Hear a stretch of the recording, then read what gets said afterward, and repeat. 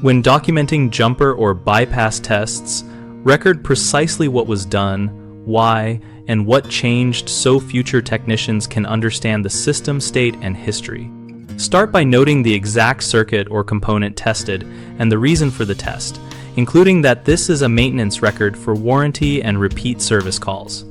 Describe the jumper configuration used and the wire substitutions, using clear, plain language such as which terminal was connected to which terminal and for how long the jumper remained in place.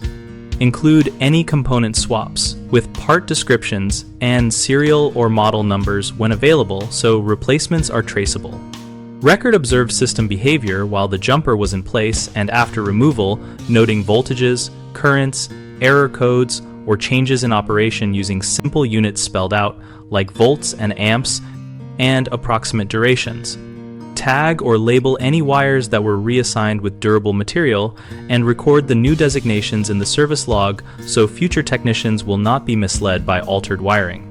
Store a dated and signed entry in both the physical service log and the digital record with a clear heading that references the maintenance category maintenance records. And the reason accurate documentation helps with warranty and repeat service calls. Common mistakes include vague descriptions that omit which terminals were connected and why. Remedy that by writing step-by-step actions and the rationale so the next reader can reproduce or reverse the work.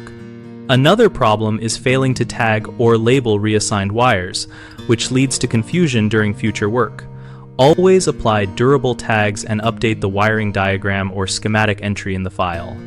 A third issue is omitting observed behavior after removing the jumper, which can hide intermittent faults. Always record before, during, and after states with times and any measurements so trends and transient issues are visible. We run bighomeprojects.com to link homeowners with local contractors and to give contractors a place to find work that fits their skills and service area. We also host a discussion community so members can ask questions, share experiences, and review techniques related to maintenance records and jumper testing.